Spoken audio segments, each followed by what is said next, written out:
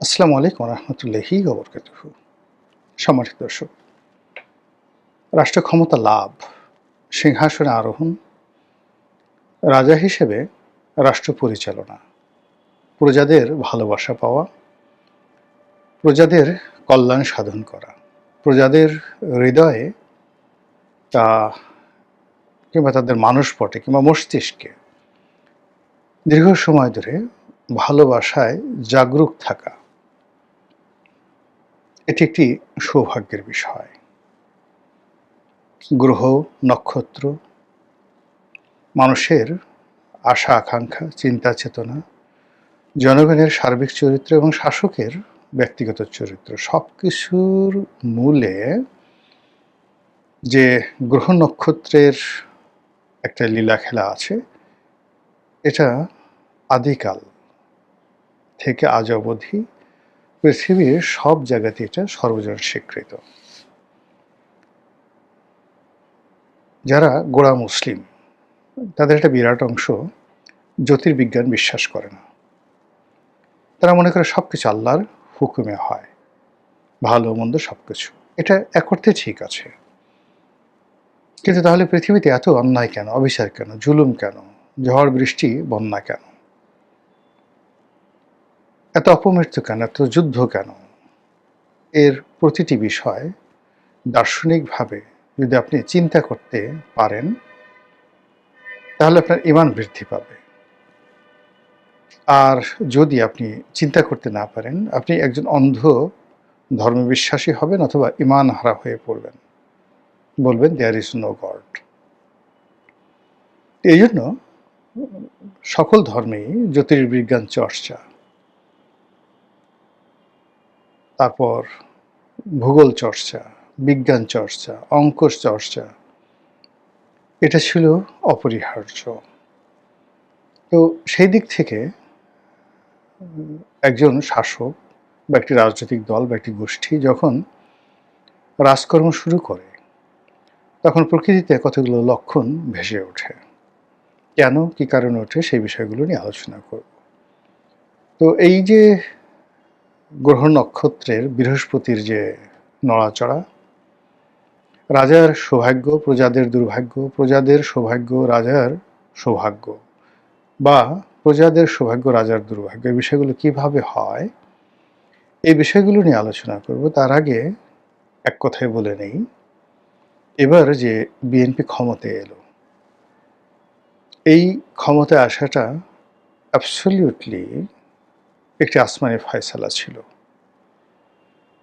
কিন্তু কেন জানি বা কী কারণে যেন এই আসমানি ফয়সালাটি বিএনপির জন্য বুমেরাং হতে চলেছে। অবস্থা দৃষ্টে মনে হচ্ছে বিএনপি ইতিহাসের জঘন্যতম যে দুর্ভাগ্য, সেই দুর্ভাগ্যের কবলে পড়েছে।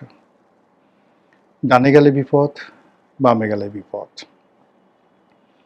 এবং মাত্র এই যে 18 মাসে, শেখ হাসিনার পতনের পরে প্রথম 18 মাস, এই 18 মাসে বিএনপির কর্মকাণ্ড, চিন্তা চেতনা সব কিছু, তাদের উপর যে অর্পিত দায়িত্ব বা তাদের উপর যে নিয়ামত আল্লাহ দিয়েছিলেন, সেই দায়িত্বের বরখেলাপ করা হয়েছে, নিয়ামতের খেয়ানত করা হয়েছে।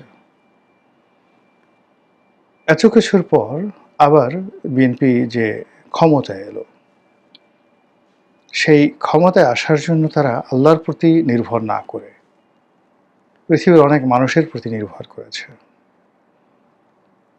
তারপর তারা এমন অনেক কাজ করেছে, গোপনে প্রকাশ্যে এমন অনেক কথা বলেছে এবং অনেক বিষয়ে বিশ্বাস স্থাপন করেছে যেটি তাদের একেবারে দরকার ছিল না। ফলে মাত্র 1.5 মাসের মধ্যে, 45 দিনের মধ্যে সরকারের সামনে যে সমস্যাগুলো এসেছে, এই সময়ের মধ্যে যে জনরোষ তৈরি হয়েছে, এই সময়ের মধ্যে যে বিরক্তি তৈরি হয়েছে, আর এর সময়ের মধ্যে সরকারের একজন কর্মকর্তা, কর্মচারী, কর্তা ব্যক্তি জনগণের মধ্যে শ্রদ্ধা, ভালোবাসা কিংবা নির্ভরতার বিমূর্ত প্রতীক রূপে আবির্ভূত হননি।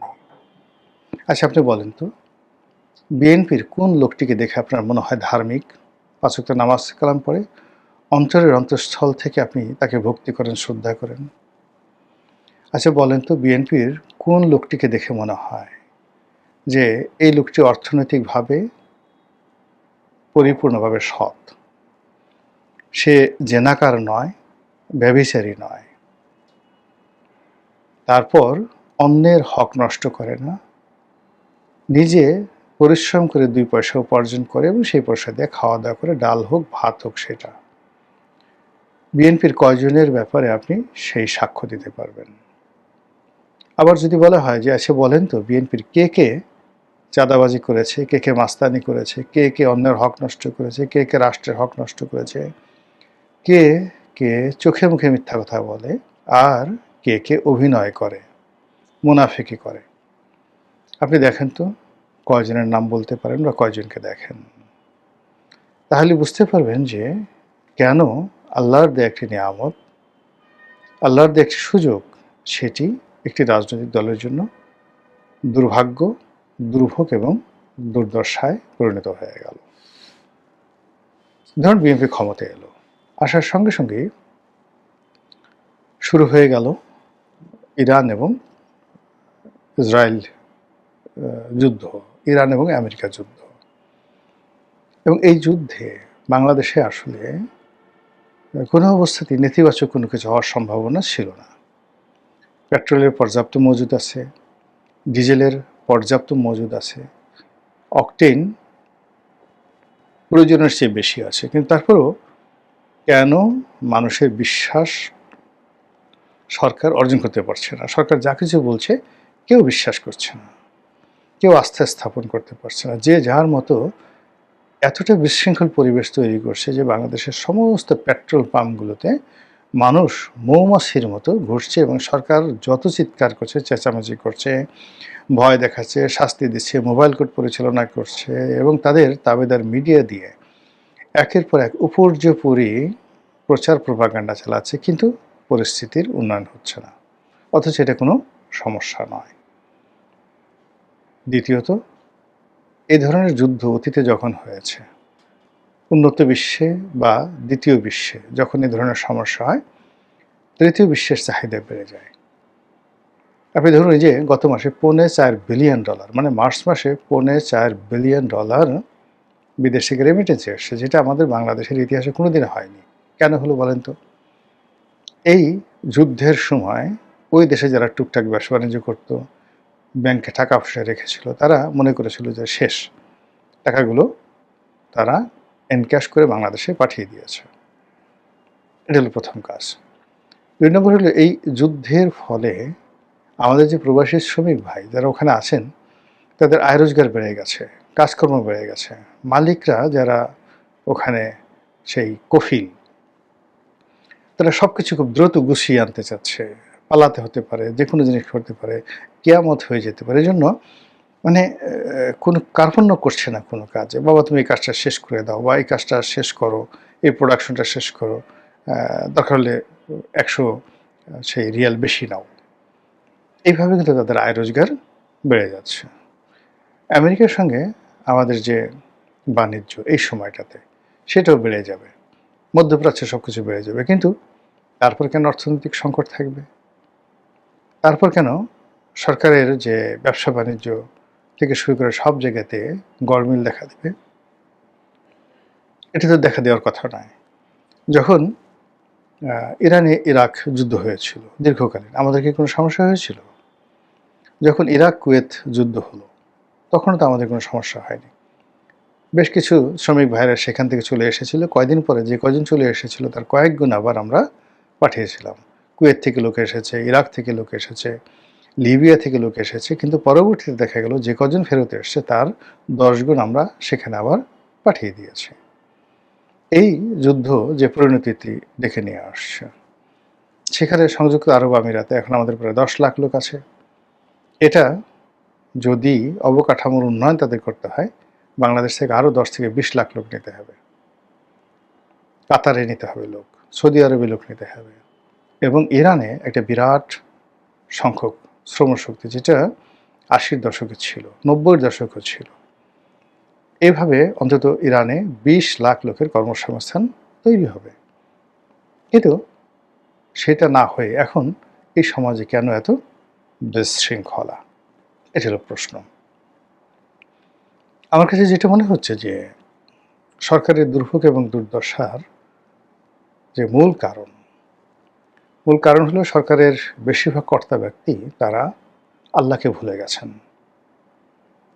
এরা সবাই একটা সময় আল্লাহর কাছে আত্মসমর্পণ করত। আওয়ামী লীগের জমানাতে তারা আল্লাহর কাছে কান্নাকাটি করত, মাপ চাইত, অঙ্গীকার করত যে আমরা যদি কোনোদিন সুসময় পাই তাহলে আমরা কোনোদিন অন্যায় করব না, দেশ জাতির সেবা করব, আল্লাহ তুমি এই বিপদ থেকে রক্ষা করো। যখন আল্লাহ শেখ হাসিনার সেই ক্ষমতা ত্যাগের পরপরই তাদেরকে একটা সুযোগ করে দিল, আল্লাহকে তারা ১ ঘন্টা সময় দেয়নি। ১ ঘন্টার মধ্যে ব্যাংক দখল করেছে, বিমা দখল করেছে, পথ ঘাট মাঠ ময়লার বাজার থেকে শুরু করে সব কিছু।